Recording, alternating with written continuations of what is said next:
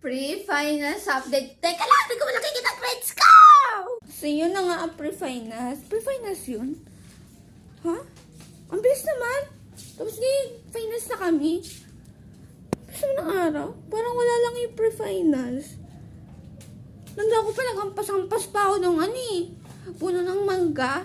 Nampas ko yung puno ng mangga gamit yung reviewer ko. Para... Kasi nanggigigil ako baka naiinis ako, baka makalimutan ko yung sasagot Pero, So, after our first day na examination, which is November 25, nagpalagay ako ng koko.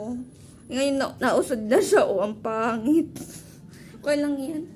At least umuusad. Ikaw, nakausad ka na ba sa crush mo? Guilty! May lang yan. At least friends kami.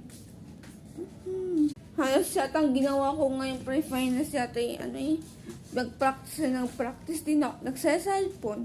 Madalang mag-review. Saka lang nag-review ko ng exam na. Kapal ang mukha ko na. Nakakairita lang. Ewan ko ba? Ewan ko, ayoko na!